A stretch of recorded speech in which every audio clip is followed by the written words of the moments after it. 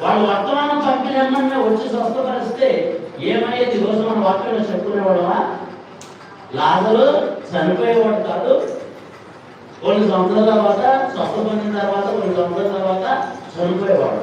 ఈరోజు ఎందుకు మనం లాజరు గురించి చెప్పుకుంటూ ఉన్నాం? యేసు ప్రభు మరణించిన తర్వాత వచ్చి దేవునితో లేపాడు కాబట్టి మనం లాజరు గురించి చెప్పుకుంటూ ఉన్నాం. కాబట్టి ప్రభు ఎప్పుడు కూడా ఆలస్యంగా రాడు. నీ ప్రార్థన నెరవేర్చడానికో నీకు జవాబు ఇవ్వడానికో దేవుడు సమయం తీసుకుంటాడంటే అర్థం ఏంటి? దేవుడు ఏదో గొప్ప కార్యం నీలో చేయబోతున్నాడు. గొప్ప ఉదాహరణ ఎవరు? బప్తిస్మ యోహాను తల్లిదండ్రులు. జకర్యా ఎవరు? ప్రధాన అర్చకుడు. సంవత్సరానికి ఒక్కసారి మాత్రమే ప్రధాన అర్చకుడు ప్రభువునటువంటి మంచం దగ్గరికి వెళ్ళి ధూపం వేస్తారు. సంవత్సరానికి ఒక్కసారి ఒక్కరికి మాత్రమే ఆ అవకాశం ఉంటుంది.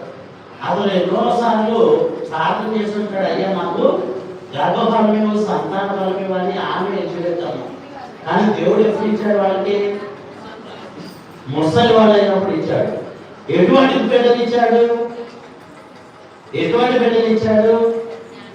స్వయంగా యేసు ప్రభు ఏమన్నాడు? స్త్రీలో పుట్టినటువంటి వాళ్ళు భూమి మీద ఇంతకంటే గొప్పవాడు ఎవరు లేదన్నాడు. ఏమన్నాడు? ఇంతకంటే గొప్పవాడు. ఎందుకు దేవుడు ఆయన ప్రార్థన ఆలస్యంగా జవాబిచ్చాడంటే ప్రపంచంలోని గొప్పవాడు అనేటువంటి ప్రవర్తన జకర్యాకి ఇవ్వడాలి. జకర్యా మర్చిపోయాడా? విసిగిపోయాడు. కానీ దేవుడు మర్చిపోయాడా? మర్చిపోలేదు. అదేవిధంగా మార్తమ్మ కౌరు పంపింది, దేవుడు రాలేదు. దాని అర్థం మర్చిపోయాడా? మర్చిపోలే. ఏం చేశాడు దేవుడు? ఫలితంగా గొప్ప అద్భుతాన్ని చేశాడు. ఏం చేశాడు? గొప్ప అద్భుతాన్ని చేశాడు. కాబట్టి మన జీవితంలో కూడా ప్రార్థన చేస్తున్నప్పుడు దేవుడు ఆలకించలేదు అనుకున్నప్పుడు, సమాధానం ఇవ్వలేదు అనుకున్నప్పుడు మనం చేసుకోవాల్సిన ఆత్మపరిశీలన ఏంటి? దేవుడు నేను నా విశ్వాసాన్ని చూపిస్తున్నానా లేదో చూసుకోవాలి. దేవుడు నా విశ్వాసాన్ని మెచ్చుతాడా లేదని మనము చూసుకోవాలి. నేను దేవుడికి స్నేహితుడుగా ఉన్నానా లేదా చూసుకోవాలి. పాఠసంగీతం చేస్తూ పవిత్రపరచబడ్డానా లేదా అని చూసుకోవాలి. చూసుకున్నట్లయితే దేవుడు ఒకవేళ అనుకున్న సమయానికి జవాబు ఇవ్వకపోయినా కానీ ఇచ్చిన కోసం మాత్రం దేవుడు గొప్ప మహిమతో కూడినటువంటి జవాబిస్తారు. ఎటువంటి మహిమ?